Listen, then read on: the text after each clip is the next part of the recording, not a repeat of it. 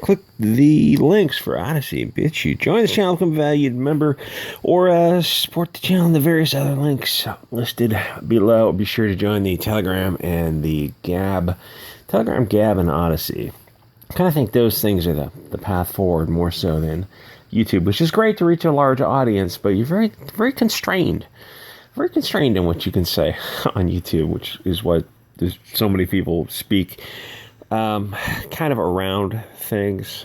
A lot of dog whistles on YouTube. So this John Walker guy, there's a video game came out based on Kyle Rittenhouse's recent adventures, I guess loosely, fighting the zombies sort of thing. And this John Walker, who works for Kotaku, writing articles. I read the article and thought, it's just a soy boy leftists. And like soy boy leftists, I have a hard time wrapping my head around those kind of guys who, I've always known them growing up. They're always like smarmy and wormy and smirking, backbiting, tattletale to the teacher, stabbing you in the back. Just kind of like the panty-sniffing degenerates who will say or do anything to virtue signal a little bit. Just weirdos. You've known them growing up. The tattletales. And usually when you hit a certain age, you grow out of that and you start kind of coming in your own and realize like, oh, that's not going to work. These kind of like simping white knight, a lot of Antifa kids are like that.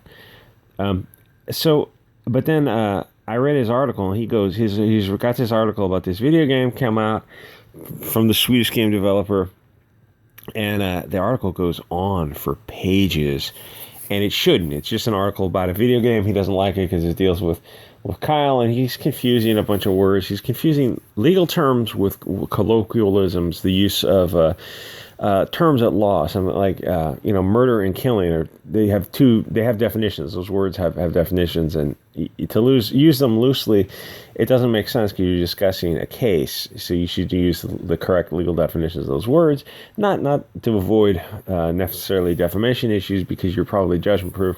I don't know how respondeat superior. I don't know how financially successful Kotaku is. I don't think it's a huge company, so I don't know if they're judgment proof or not. But the point of the article is to write the most fair and accurate article, right? To fair and impartial and unbiased, or at least, obviously you're Kotaku, you're going to be biased, but not to write outright fabrications, which he does, unfortunately.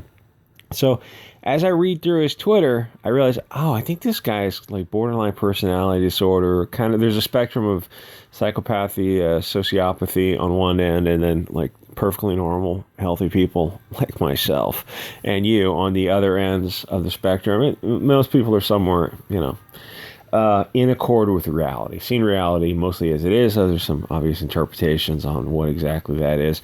But then I'm going through this guy's, I'm going through his Twitter, and I don't think he's all there. I say like, oh, well, I hear myself saying, you call a lot of left-wing people borderline personality disorder, narcissist type of things.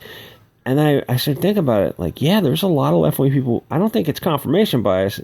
I think there are a lot of left-wing people who've got more. Well, it's objectively true. There's more mental illness among the left wing than there is among the further right wing, who are more mentally stable. Because you think about like the difference in the left and the right is seeking stability. They want a big family, an extended family, tribalism, like ethno-nationalism, things that are conservative concepts because they've been around for a long time. They're successful. They're stable.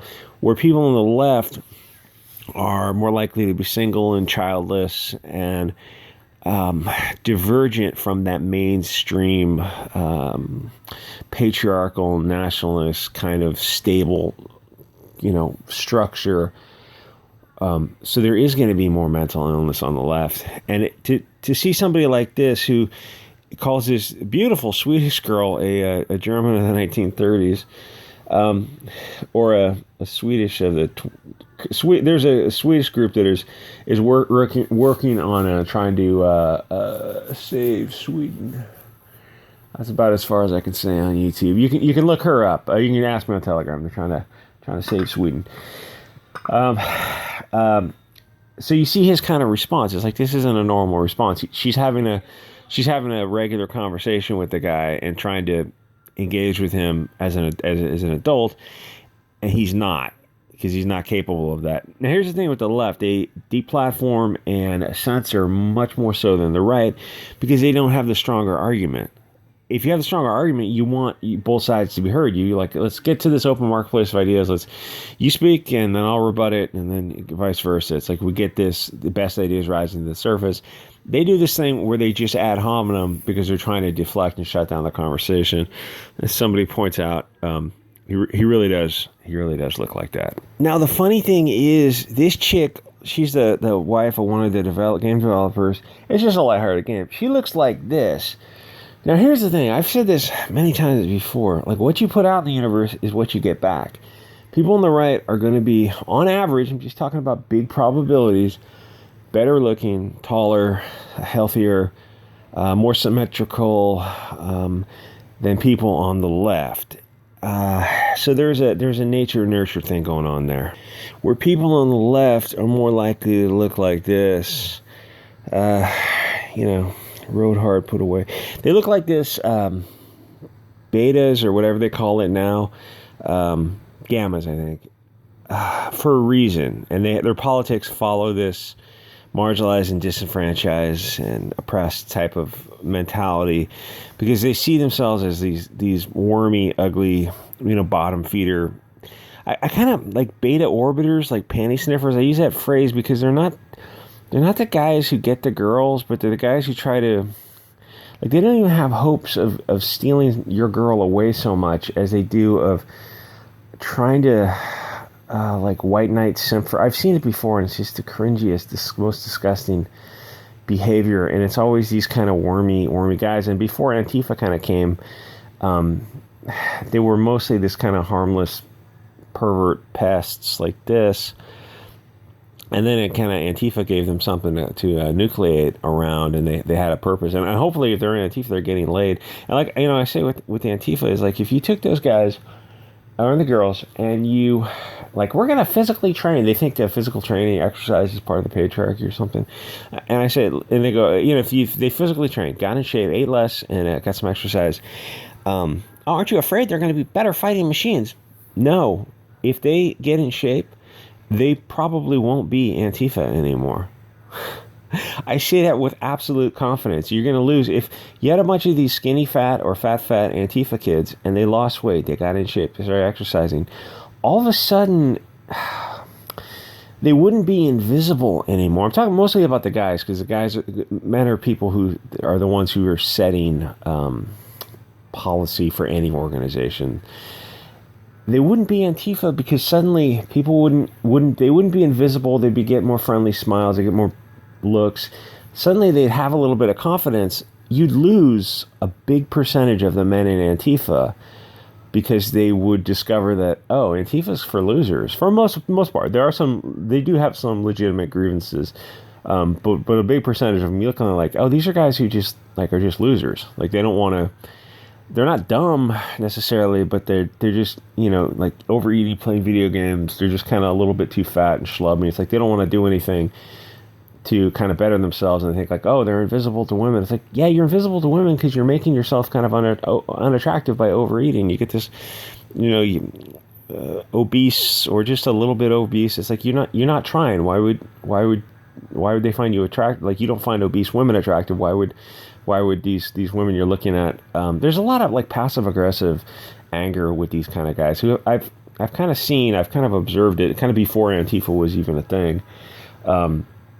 Just the constant backstabbing of these people. And I say, like, listen, all you have to do is eat less and get in shape. All of a sudden you're gonna be getting laid. Also, you're gonna find yourself a girlfriend, you'll turn into a wife, you'll settle down, you'll have kids. Suddenly you won't be so angry about everything. Like these white right wing angry young men. It's like, no, that's a left wing thing. That's really more of a left wing thing. Another thing they do is they take this photo, this smile, this smirk, this nothing to be happy about in Trump's America, right? He's out of office, but the picture, they're not often doing just a smiling Chad photo or a quiet, calm confidence or just a happy, regular. They do this kind of like smirk. Heather Antos does this picture. Joe Glass does this picture. Almost everyone in mainstream Mags Versace does this picture. It's a pretty standard picture on the left of smirking. Here's the thing: is they know they're not attractive.